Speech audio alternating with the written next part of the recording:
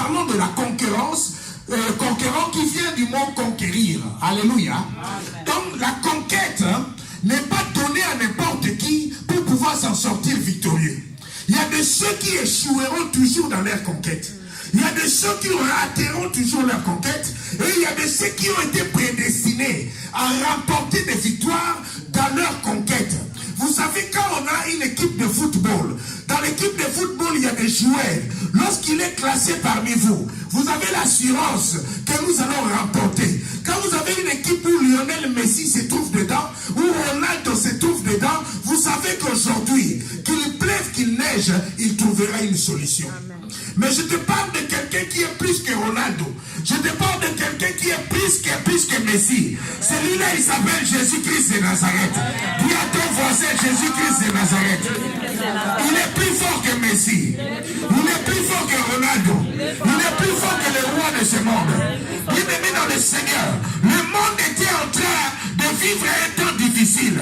Le peuple israélien subissait des temps difficiles.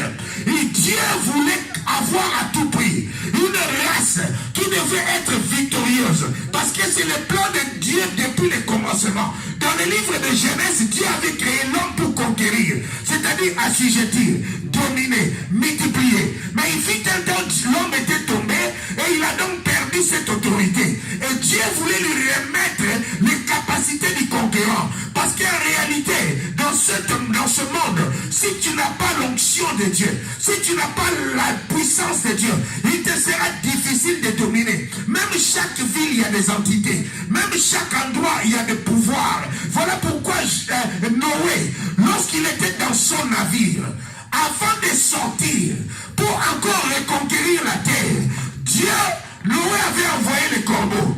Ils sont allés, ils ne sont plus revenus. Parce que les corbeaux aiment manger les cadavres.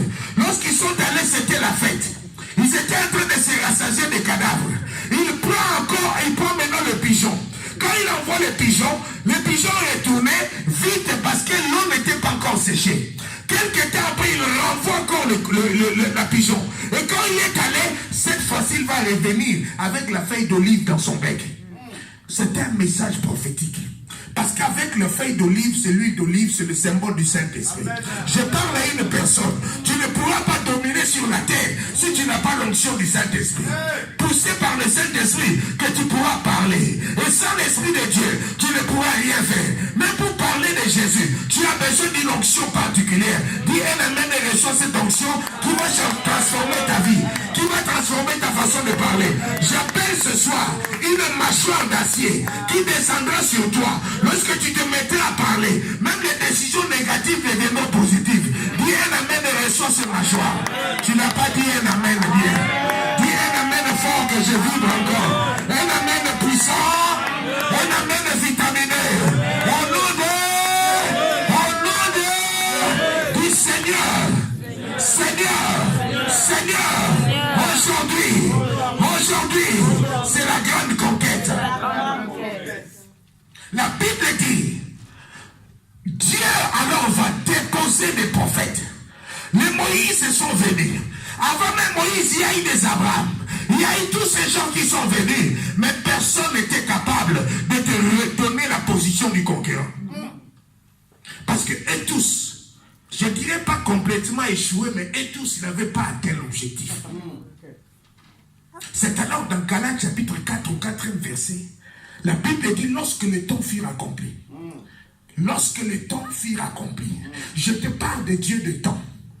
Tu es en train de pleurer parce que le temps n'est pas encore accompli. Amen. La situation n'a pas encore changé parce que le temps n'est pas encore accompli. Oh, il y avait une femme qui a le mystère de l'aigle. Parce que l'aigle, de plus en plus qu'il vieillit, de plus en plus il devient jeune.